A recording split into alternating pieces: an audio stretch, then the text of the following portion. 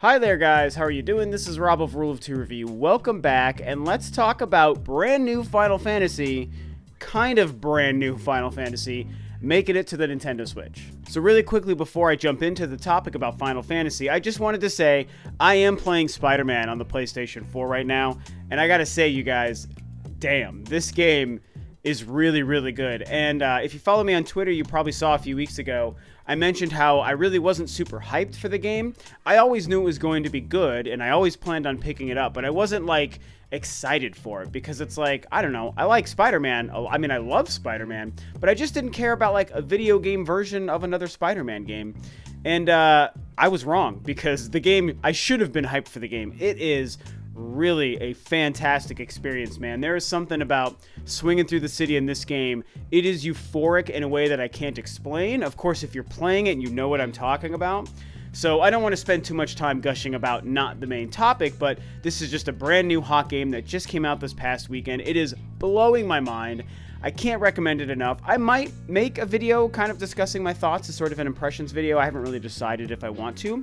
If you guys think I should, or you'd want to see or hear from me kind of more detailed thoughts about the game, let me know and maybe I'll look into making a video on that. But either way, you gotta play Spider-Man, and now let's get to the main topic. So what we're talking about is a very weird and surprising but super awesome surprise announcement. This morning when I woke up and started checking Twitter, I discovered that Final Fantasy Crystal Chronicles from the GameCube, like circa 2004, I believe, maybe 2003, but I'm pretty sure it was 2004. That game is getting remastered on the Nintendo Switch and the PlayStation 4. Holy frickin' cow, where did this come from? This is a massively crazy announcement, and like I already said, to me, really exciting, because I love this game. I played this back in the day when it launched on the GameCube. I was working as an assistant manager for GameStop at the time, and I was trying to sell everyone in the world a GameCube because I loved the GameCube. I was very anti-PlayStation at that time. I've since grown and come to love all the consoles and all the companies, but at the time I was like overkill Nintendo fanboy, and I was like, PlayStation's dumb, you want the GameCube because it's the best, or same with Xbox or whatever. So anyway, that's so long ago. I was 24 years old. Don't blame me. I was just a dumb kid. I didn't know any better. But either way, the point is, Crystal Chronicles I thought was a great game. It's a very unique game. It's a very strange game. Some of you older people out there might know this, and some of you younger guys and girls might not really understand why the game is so weird. And I'm going to get into that. The announcement's also very interesting because it comes a couple of days after the confirmation that Final Fantasy 15 Pocket Edition actually is coming to the Nintendo Switch and the Xbox One and PlayStation 4, I believe in November, so before the year is over. And that also comes, this is like a year after this was a story last year when there was some sort of live stream, or maybe it was at TGS, I can't remember now, where some folks from Square basically hinted at the Pocket Edition coming to the Switch. And a lot of us thought it was going to happen, but then that never happened, and now suddenly a year later, it is happening. And that's a very weird announcement. You know, most people, I think, kind of are on the same side that I am. I'm not very excited for that. I kind of don't think it's... I guess, okay, let me rephrase what I was going to say. It's not a bad move. I was going to basically say it's a bad move, and it's not a bad move.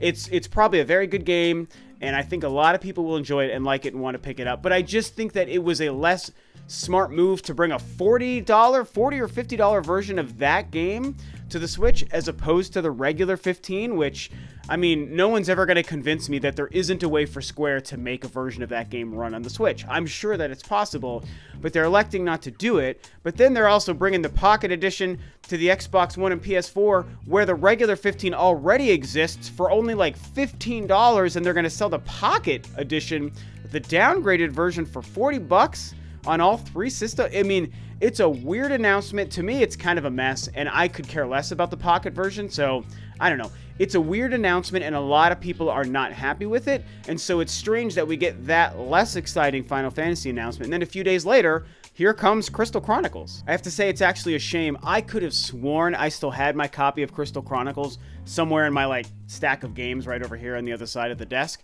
and I don't have it there, so I'm a little bit worried that I'm not sure where my copy is, because I normally would like to have it kind of displayed right here.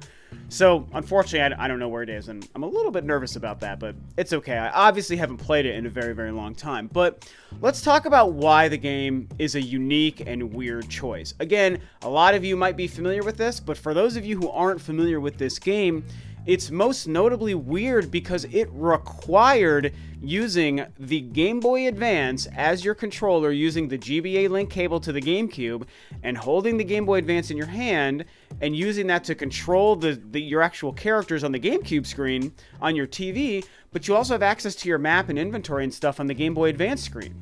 And like, it sounds kind of cumbersome, and to be honest, it was cumbersome back in the day. However, I thought it was freaking incredible. I loved it. This is like pre-Nintendo DS, I believe, or at least it was the same year as the DS. So this was before dual screen gaming became a big thing, and Nintendo changed the way people looked at the idea, and before Nintendo made a huge splash with dual screen gaming with the DS, which became the 3DS, and then of course they did the same thing with the Wii U, and I know everyone hates the Wii U. I love the Wii U, but whether you hate it or love it, it was a dual screen experience from Nintendo that did have some incredible games in its library, and many of them taking advantage of dual screen. And so the point is, we went through this huge, 10, 12, 15-year period or whatever, where, I guess not 15, but like 13-year period, where all of a sudden Nintendo made dual screen gaming a thing and a focus of a lot of what it was doing.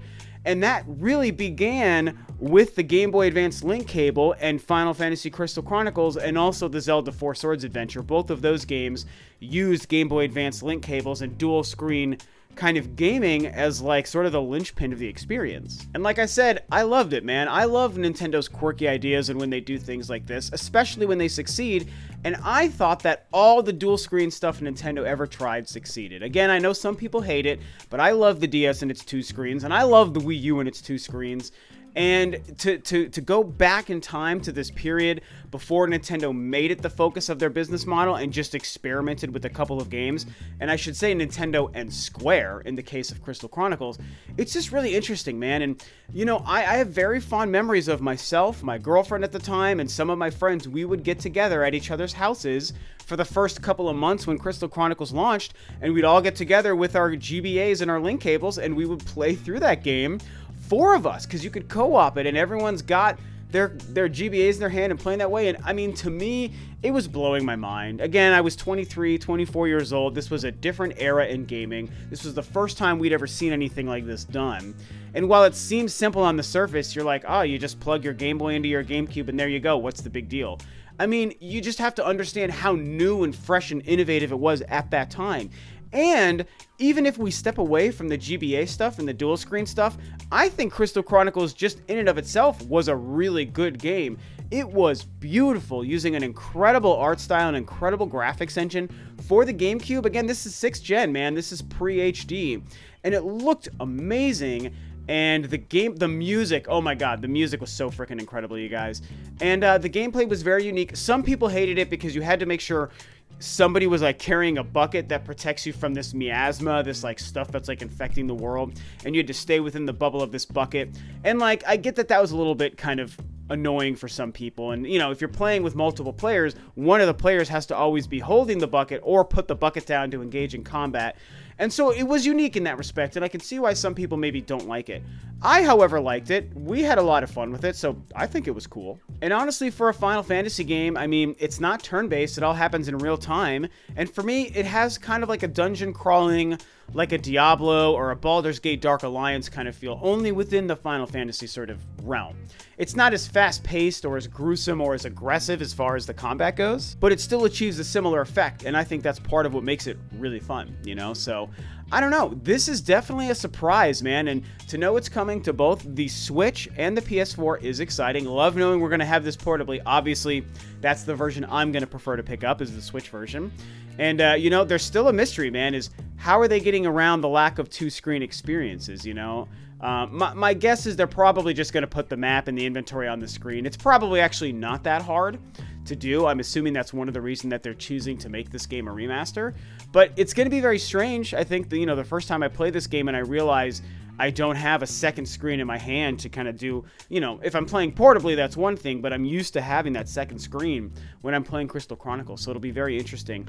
You know, a curious choice. This was a game that I don't really understand why Square and Nintendo decided to bring this game back, you know, and I know it's now coming to also the Sony PlayStation. It was at the time exclusive to the GameCube, so it was like a Nintendo exclusive game. I don't really know where this game came from and why it's being brought back. I don't know if this is supposed to mean something. I kind of think it's just Square is really trying to get Final Fantasy going on Nintendo. Between Pocket Edition and now Crystal Chronicles, and I know that those games are coming to other consoles as well, but I think that they're just making a push with a different sort of Final Fantasy experience. They want to see this stuff on the Switch and see how it does and hopefully see it thrive. And it would be smart if they did the same thing with Kingdom Hearts, Square. I don't know why you're not doing that right now. Either way, that's kind of why I think they're doing it. It is a very surprising move, but it is one I am happy with. So I'll say to anyone out there who's not familiar with this game, I recommend you try it. If you're curious about it and you really want to see what it's like, I recommend you try it. I basically just recommend this game.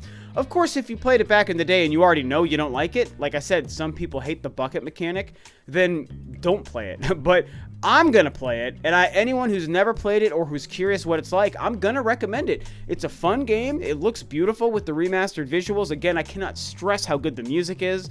And I'm also just curious to see what it's like without a second screen in my hand, man. Even though it's going to make me weep for second screen days because I really, really wish that we still had that going. I love the damn Wii U, man. I know it was a dumb console and it failed, but I loved it. I liked the gamepad.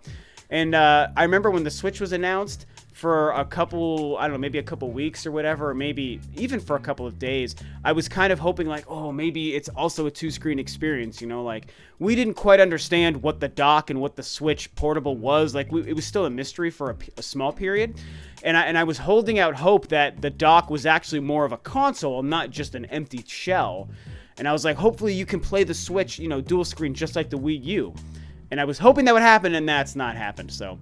Anyway, I'm rambling about dual screen. No one even cares about that anymore. I think I'm like the only one that likes that stuff. But either way, man, Final Fantasy Crystal Chronicles, it's back. No one saw this coming, but it's very exciting. A great game. Hopefully you guys check it out. And yeah, tell me what you think. Are you excited for this? Are you not?